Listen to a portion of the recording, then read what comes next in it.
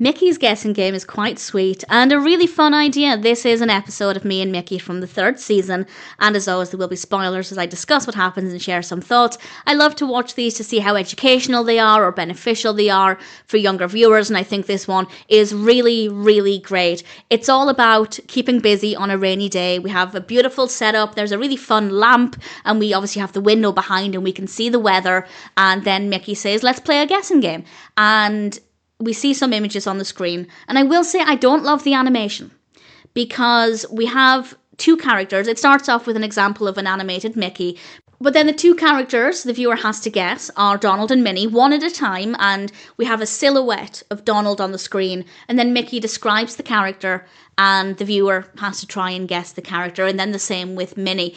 And I think the one with Minnie is probably a little bit easier because Mickey holds up a bow like the one she wears. Apparently he just has that lying around. The Donald one might be a little bit more difficult, but not based on the descriptions. I think the silhouettes in particular, it's a different animation style. I don't like it. I think it would have been better if the silhouette was more in line with the animation style of Me and Mickey. I don't think the characters are that recognizable by their silhouettes, and I don't know if for very young children the descriptions are going to be clear enough. Again, particularly with Donald, I think Minnie's a little bit easier. So I don't love the animation decision, but I do like the concept, and it does encourage some comprehension and paying attention to certain words that Mickey is saying to pick up on clues, even if the silhouettes don't look that great. And then we have the bit that I love, and I think this is fabulous, so fun.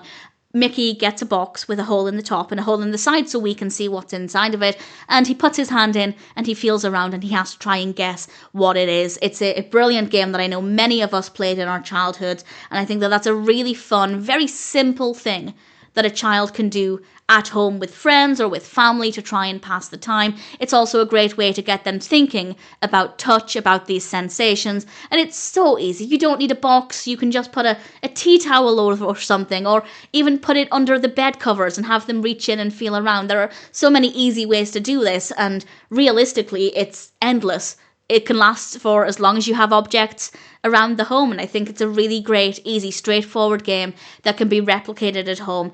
I love it when Mickey does things like arts and crafts, but obviously they're a little bit more difficult to do at home. Not everybody has access to those supplies, but I'd say pretty much everybody has the ability to play this game, and I thought it was a fabulous choice, a great way to pass the time. It's an engaging game. It gets children thinking about objects, thinking about touch, and using that to identify things rather than sight, and I think it's fabulous, and it's a really great thing to include. So the only real issue is the animation of the silhouettes. I don't think it worked very well. Even me as a viewer, somebody who's watched probably hundreds of hours of Donald Duck and Mickey cartoons at this point, and mini cartoons, even I looked at that silhouette and thought, are you sure that's meant to be Donald Duck? So didn't love that, but everything else absolutely fantastic. Ultimately, Mickey's Guessing Game is a decent installment in Me and Mickey.